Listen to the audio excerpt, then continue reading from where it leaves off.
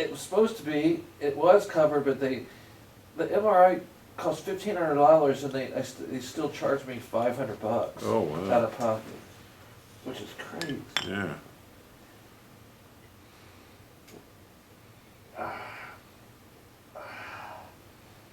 All that stuff is free in Australia if you get a referral from a doctor. Yeah, I mean, that's what I did. I went through the whole process. I was a Wow. good boy, and Yep. because I always, try to avoid it, but I did it this time. Yeah. And I was like shocked when I thought, oh my, the insurance has approved it.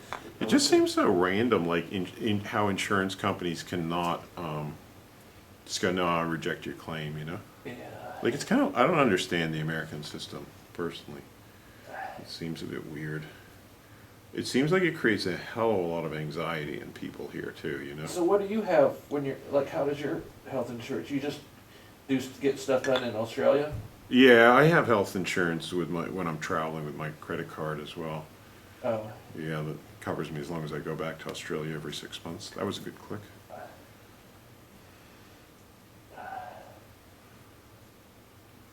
You say with your credit card? Yeah, American Express.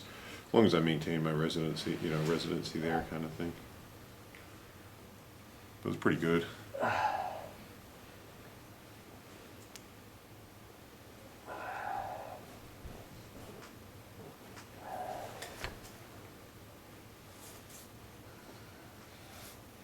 But yeah, I pretty much do, like I get all my blood tests done when I'm back in Australia. And it's just, Is the quality too good? Like, I mean, when you go and get your, it's just kind of, you feel, yeah, it's all good. Very modern, you know. I mean, both of our kids were born in public hospitals, didn't cost us a cent, you know. High quality cesarean sections, you know. I mean, I'm not saying cesarean sections are always good, but in Corey's case, I think they were necessary, you know. I haven't really, I mean, yeah, like if I get a blood test for my diabetes, I pay a little bit, like $28 or something towards the doctor's appointment, and the Medicare pays the rest. And then the blood tests are free. I mean, we pay for it as a 3% levy on our taxes once you're over a certain income. But it just takes away a lot of anxiety, you know. I could have got my cataract surgery done. I got cataract surgery. I could have got that done on the public system, and they were like, "Oh, it could take a while." My guy convinced me, but actually, it could have been. It was only going to take 2 months. Cataract surgery? Yeah, I had cataract surgery a couple of years ago. Wow. That was scary, but it was actually So really like laser easy. kind of thing? What's that? Laser? No, it was laser was too. My eyes were too bad for laser, so I had to have actually the whole lens replaced. So it was a bit more complicated than laser surgery. I went private, but I probably could have gone public and it would have been absolutely fine. I was just a bit overly scared because it was my eyes, but the public system is very good in Australia. But dental's not covered under the public healthcare system. Oh, it's not? No.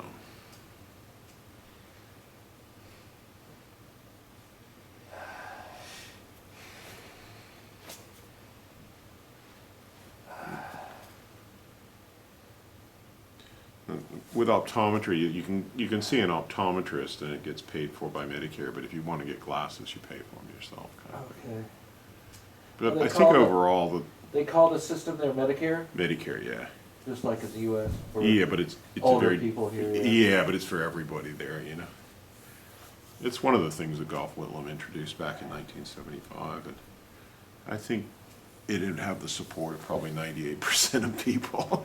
The 2% that don't are probably the ultra wealthy who are paying 3% on, if you're earning $1 million a year and you're paying 3% of your income, that's 30, or, well, you'd have to be earning like 3 million to be paying 30,000 a year, But the vast majority of people who are just, you pay, whatever. If you're getting 100,000 a year, you're paying $3,000, I suppose, in Medicare. Most people are earning a bit less than that anyway. And it's just peace of mind, Emergency hospitals, it's all, you go to the emergency section, it's all free, You're not even paying anything. there with Ellie a couple times, you know, for different things and stuff. But like, I went to emergency hospitals in Hawaii and I'd get like a $3,000 bill, you know? Yeah. It seems like, my looking at it seems like Americans are getting themselves ripped off because they're paying the most by far per person for medical stuff in the world, but they're only at the, like, average, like maybe somewhere between 18th and 29th in quality, you know? Yeah. So, I don't know. I mean, obviously, I think natural therapies and prevention are the smartest thing. And that's not covered in Australia, which is stupid, you know? Yeah. But at the same time, you know, it's an investment, you know, people make an investment into their health. Australia's a kind of a combination of capitalist and socialist, you know? It's not like all socialist by any means. There's a lot of very wealthy people there.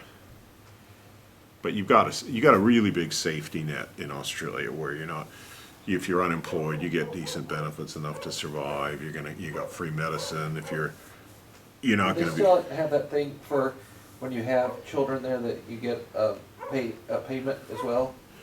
We got that. I think they got rid of that, but you get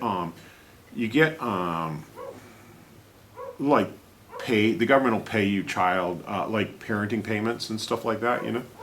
So when you're parenting, they'll pay one parent a certain income, you know, to parent the child because they, you know, obviously think it's better to parent, you know, have a parent at home with the child, you know. Yeah. So yeah, we got. Well, that's pretty revolutionary, actually. Oh yeah, the guy that introduced it, I'm a big fan of his. A lot of people not everybody likes him, but he was a great man for the Australian people, Gough Whitlam. He was overthrown by the fucking Governor General in 1975 in a coup. He pulled Australian troops out of Vietnam.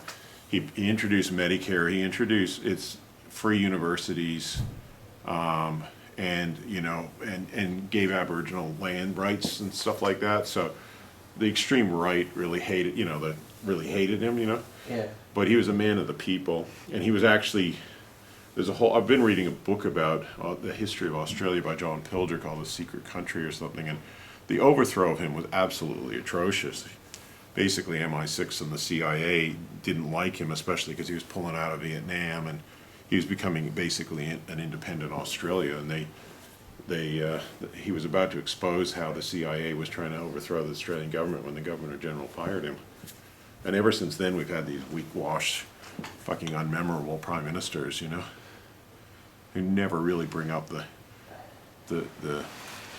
actually seem to care for the people, you know. He was a great man, I think. Some people credit Gough Whitlam, Gough,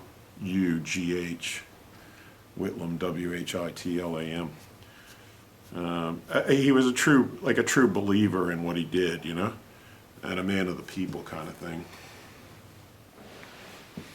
I'm pretty, you know, I like that. I think America would be better off.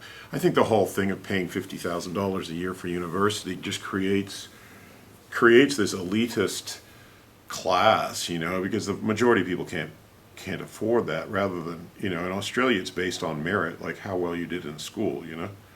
Like I went to Sydney University. Now they have a thing called HECS, Higher Education Contribution Scheme, where after university, if you earn more than like $35,000 a year, you start to pay like 1.5% back towards your HECS debt, you know. That was introduced later. Whitlam had it completely free. Yeah. You know, so that's a compromise. But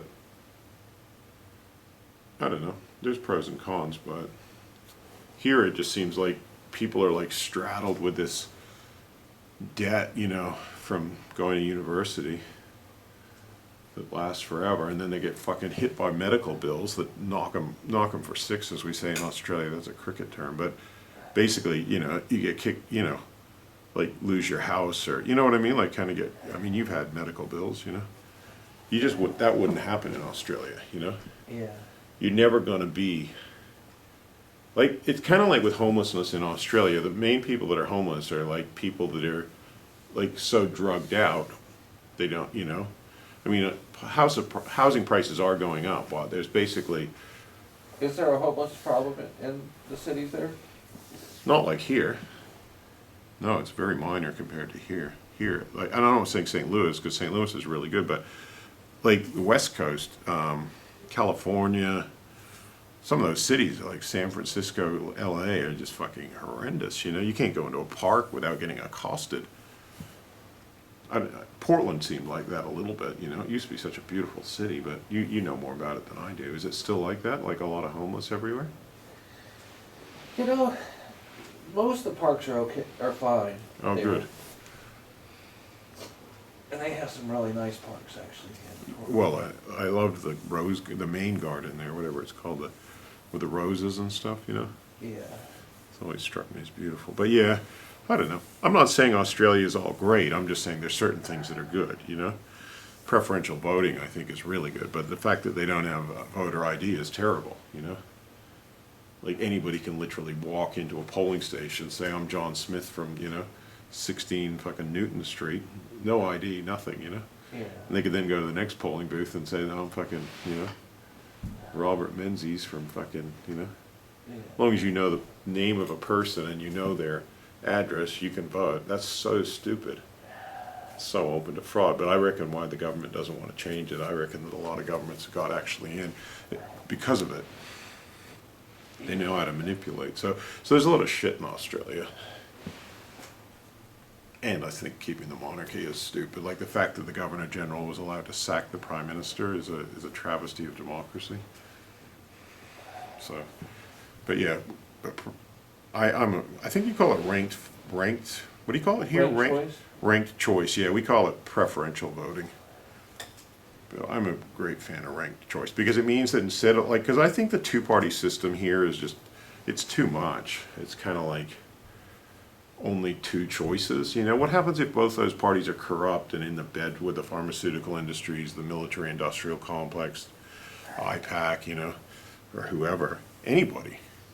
Like anybody smart who wants to influence American or politics or whatever just buys out both parties, right? It's kind of obvious to most Americans these days. So I think ranked file voting or whatever, then you can go, well, I like this party, but they may not get in, and I'd rather have this party than you know, in the end, that party. But everybody's here is like, well, I got to vote for the lesser of the two evils, or whatever that they think that is. Yeah. And it's, well, why not vote for something you actually believe in first? And then it also means electoral funding or whatever goes to those people, and they start to build up. And even they can, in Australia, they often hold the balance of power in the Senate because there's six states and 2 territories, and each state gets 12 senators. So, and they like here, they're 6 at a time, so they each serve a 6-year sentence every 3 years. They get, but that means you only have to get like 15% of the vote to become a senator. So minor parties tend to get in more, and which is proportional to the amount of people that support them across. Like in Australia, the 2 major parties are the Labour Party and the Liberal National Party, and each of them have about 30% of, supposedly 30% of the electorate support them. Yeah. So there's 40% of people that are independent voters. But in the House of Representatives, they're really not. They don't get 40%, you know. Yeah. Although they are starting to have much more independence. But in the Senate, they tend to have all sorts of different parties up there. And so the government has to make compromises in order to get legislation passed. So I think that's good. How's this leg feeling, you think? Oh, it's so much better. It is? Oh, yeah, but it's just, you've got some hardcore stuff that's what I call stubborn tension, you know? Yeah. It's kind of like, ooh, I'm going to fight to the last man kind of thing, you know? Yeah. And then I'm just trying to roll a bit of heavy artillery over it or whatever, you know? Tanks. Tanks, you know? We're going, no, you're not. We'll fucking get you, you bastard, you know?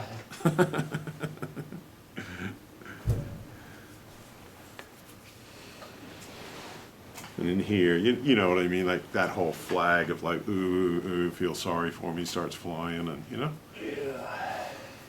And I go, okay, you know? You can see it's getting late, right? My brain is sort of.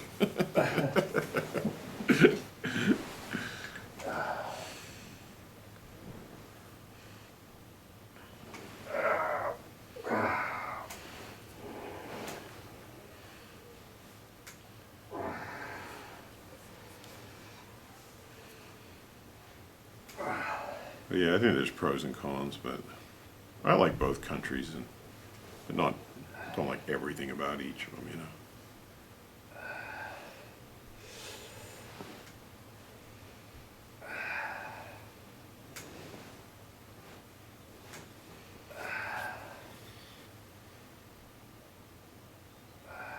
But I am a great fan of the American Revolution, you know, stick it to the fucking monarchy and the British upper class and all that.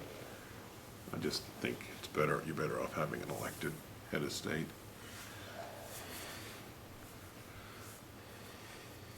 But you're not a monarchist American, are you? Oh, Oh, no, I haven't met one yet.